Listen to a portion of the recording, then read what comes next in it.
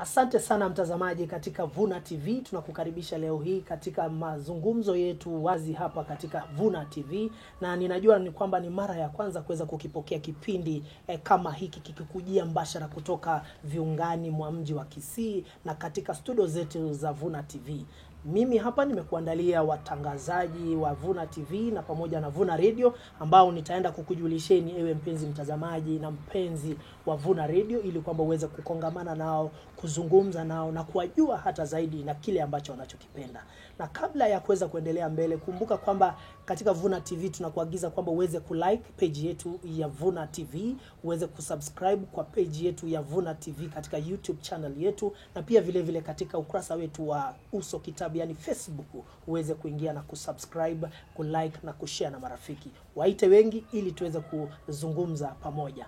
Pamoja nami leo hii ni mbadala anajulikana kama Joseph Obwoge ambaye ni mtangazaji wa kabumbu yani spoti, na pia vile vile mtangazaji wa taarifa za habari ndani ya Radio Vuna. Na kabla ya kuweza kwenda ndani yake na kuzungumza naye katika muktadha huo, ningependa kukualika na kukujulisha kwamba langu jina ni John Ogoi. Andamana nasi hadi tamati ya sehemu hii ya Vuna TV.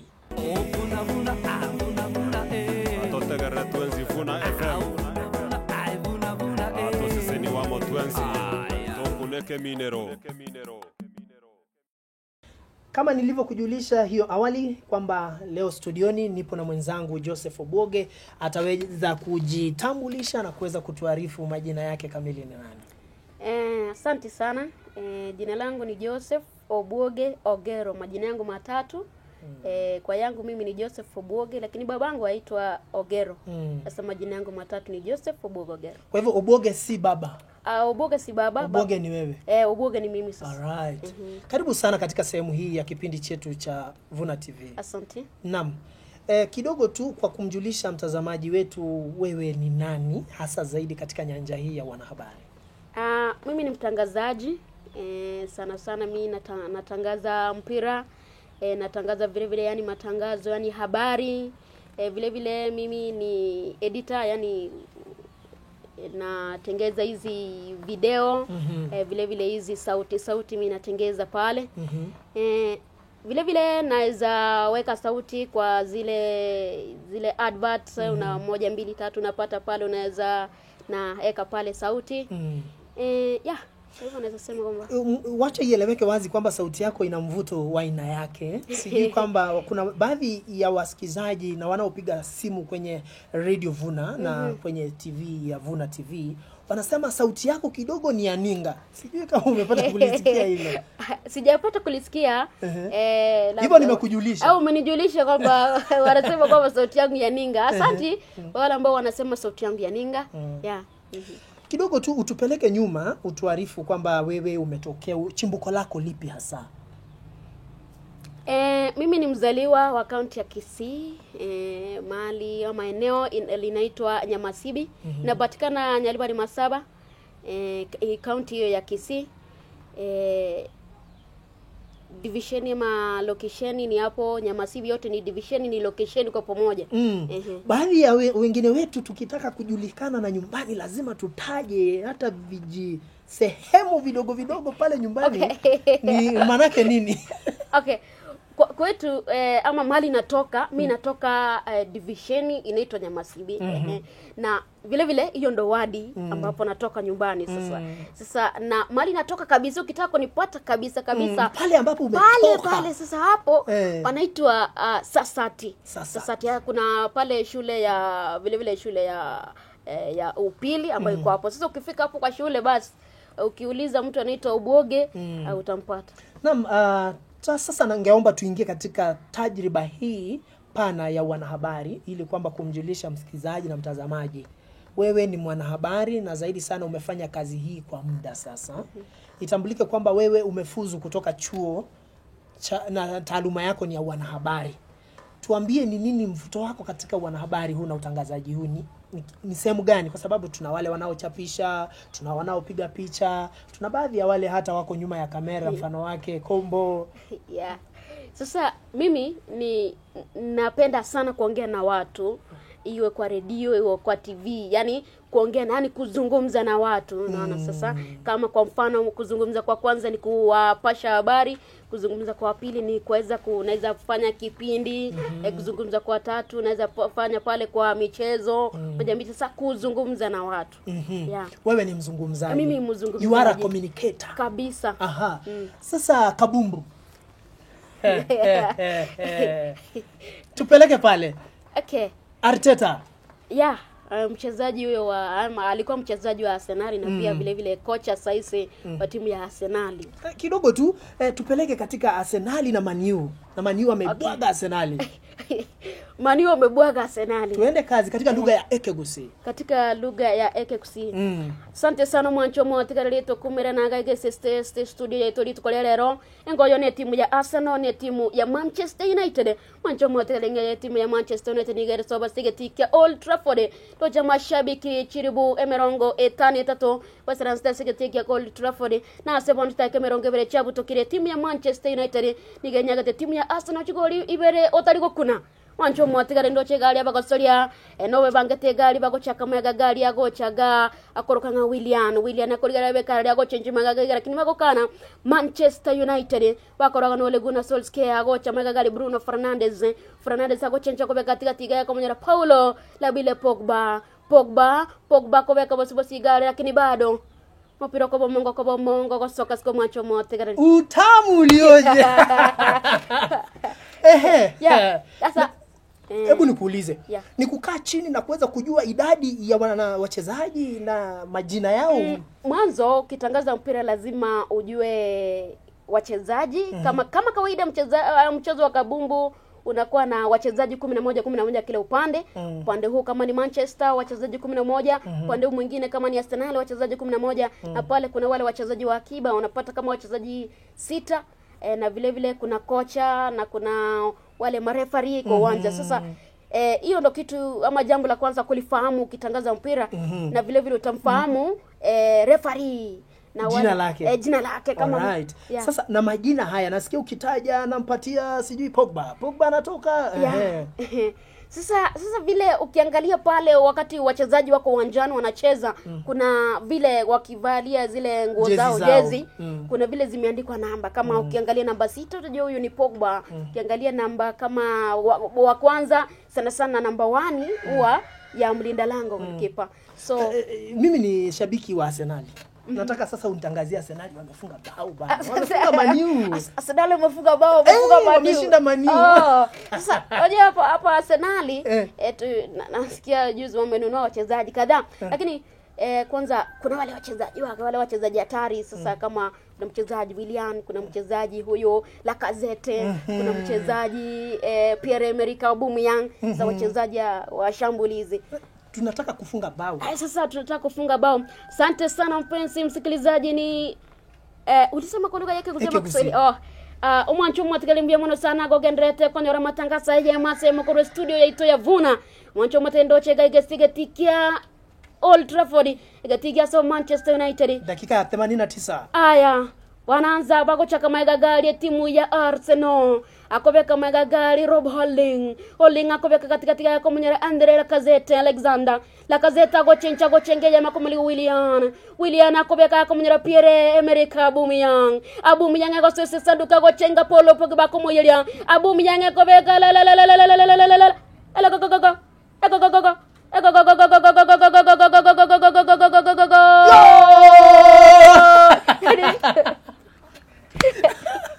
Sasa umeshabikia kiwango kwamba umemvuta yule msikizaji ako pamoja na wewe. Ni nini wakinipiga mawazoni pako? Okay.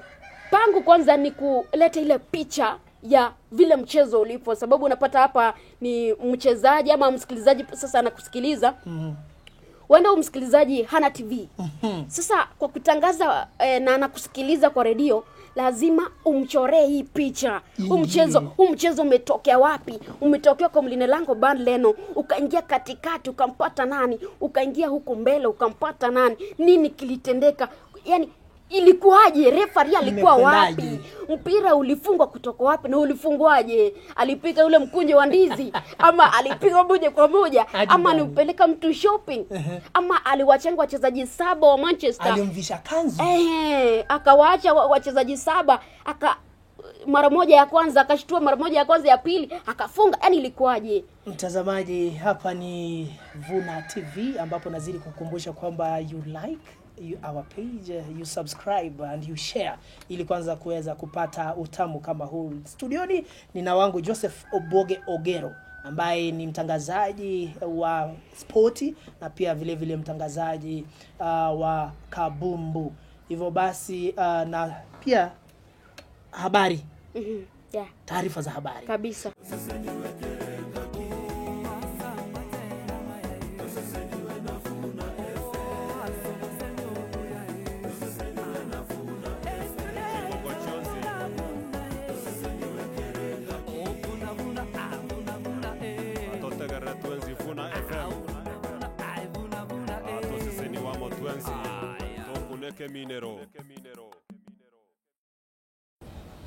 Na basi karibu katika sehemu hii ya tufahamu mtangazaji wetu, na leo hii nilivyokuarifu awali ni Joseph Oboge Ogero.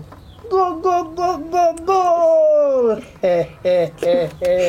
Anajulikana kama Delicacy kwa wale ambao wanapenda kabumbu. Kwa hivyo basi Oboge amekuwa akitangaza kabumbu kwenye redio ya Vuna na umesikia sauti yake mara si kidogo. Oboge huyu mmoja anafanya taarifa za habari, ni mhariri. Uhariri huu unakupelekaje hasa zaidi ukitambulika kwamba wakati huu tunapoishi ni wakati wa corona, mambo ni mengi pale nje. Kuna shida nyingi ya kutafuta taarifa hizi, kuzipokea, kuzihariri na kuziachilia kwenda hewani. Licha kwamba kuna corona, lakini unajua taarifa nayo habari haikosi. Kuna pale unapata kuna siasa inaendelea, kuna michezo inaendelea, watu life inaendelea, yani maisha yanaendelea. Sasa na mahali kuna life ikiendelea kusonga, na hivyo ndo habari nayo inaendelea kusonga. Kwa hivyo habari ni yale ambayo yanatukia kila siku, kila wakati. Sasa pale ya kila siku pale ndo tunaleta pale, tumeenda pale tumnyanjani, tumesaka, tunaleta pale, tunahariri moja, unaandika habari, uko na zile sauti, alafu unaandika vizuri, alafu unaenda kusoma pale hewani. Umekuwa ukihusika pakubwa katika uandazi wa taarifa hizi. Ni nini kile ambacho unakiangalia ili kuweza kukuwa na taarifa ambayo ina mvuto? Kwanza ni nini ambacho kimetendeka, na kina uhusiano gani na maisha ya kawaida, maisha ya mtu wa kawaida, ni kitu gani kimetendeka. Yani ni kufahamisha mtu kwamba kitu fulani kimetendeka. Kwa mfano, kwa kila siku watu wanaendelea kuambukizwa virusi vya corona. Unapata kwamba lazima umtaarifu msikilizaji kwamba watu wanaendelea kuambukizwa virusi vya corona, ndo achichunge ili na yeye asiwe mmoja wa wale ambao unatangaza kwa hiyo siku ambayo inafuata. Wewe mtangazaji, tupeleke tu kidogo jinsi unavyoanza siku yako pale studioni. Siku yangu nikiamka tu asubuhi, nimefika pale studioni, kwanza kuna hayo maombi ambayo tunafanya, alafu naingia kama niko kwa ile ratiba ya kufanya habari ama kusoma habari hiyo siku. Alafu pale naenda pale nikipata ule mwenye amekuwa ama asubuhi ama kama mwenye ametoka zamu, na naongea naye zile habari zenye alikuwa nazo, zenye ni mvuto na zenye ziko zenye ni za kufahamisha msikilizaji, ananipa kama 2-3 hivi. Basi pale na mimi nazihariri vizuri, sababu yeye ameandika kwa lugha yake yani vile yeye anaelewa, na mimi pale naziweka vile mimi naelewa na vile naweza soma, ndo msikizaji akupate. Ndo vile hata ile mali nimeandika, ile nakala mali nimeandika ikipotea, naweza itoa kwa kichwa, azini vile nimeandika naijua sasa. Yani kuifahamu ile habari vile ilivyo, ndo unaiandika vizuri, unaweka mambo sawa, ndo mambo yanakuwa sawa, unaenda kusoma mambo yanakuwa shwari. Ni nini hukupa raha ama kinakufanya kuridhia unaposoma taarifa? Kwanza kuandika tu. Yani vile naandika, vile naanza hiyo habari, vile inatokea, alafu kwenda pale ukiwa na tunasema confidence. Azin vile umeandika we mwenyewe item 1. Item 1 ukiona pale. Kwanza vile vidokezo. Mpe kidokezo. Vile vidokezo kwamba watu 77 wamethibitishwa kuambukizwa virusi vya corona, ama abantu 55 babere bararigo kuambukizwa vinyinyi vya corona. Unaona sasa? Hiyo sasa tu unaona, ama waendesha pikipiki katika mji wa Bosongo wameandamana, wanaandamana na nini. Sasa unaacha ule msikilizaji asikize, ajue wameandamana mbona, na wapi Bosongo wapi, kwa nini nini nawafanya hiyo waandamana. Alright. Hivyo basi ni kusema kwamba kuna ule uridhio unakuja unapoziandika na kuzisoma kwa namna ambayo unaielewa wewe. Tusonge mbele kidogo. Ni nini ambacho kinakufanya uweze kuwa mwanahabari bomba? Kwanza ni vile nafanya mambo yangu na vile naandika. Unajua kwamba ukienda kusoma habari, kuna kwanza inaanza na vile umeandika hiyo habari yenyewe. Ukiandika habari hata we mwenyewe uelewi, kichwa hafifu, hata we mwenyewe uelewi, sasa hiyo hapana. Kwanza unahakikisha kwamba msikilizaji asipate habari vibaya. Kwamba ulikuwa unataka kuambia kwamba watu 77 wamepona kutokana na corona, umwambie watu 77 wamekufa kutokana na corona. Visa kama hivyo vimekuwa vingi katika taarifa nyingi za habari. Sasa unapata pale ukiandika vizuri na upitie hiyo nakala yako, unapata kwamba unaendelea. Yani hata ukienda kusoma hiyo habari uko na ujuzi fulani, yani unajua kwamba ni nini, hata ukifunga macho tu unajua kile kingine ambayo kinafuata katika habari. Alright. Hivyo basi msikilizaji na mtazamaji umepata kutambua kwamba mwanahabari bomba si kuwa tu bomba, bali tu kufanya jambo zaidi kumwezesha kuwa bomba, ni kutafuta habari nzuri, kuziweka kichwa vizuri ili kwamba ziweze kwenda kama zimeharirika vizuri. Ningependa utupeleke kidogo katika chuo. Katika chuo kuna wale wanasema mimi nataka kuwa mwanahabari, anataka kuingia katika chuo, afanye nini awe mwanahabari?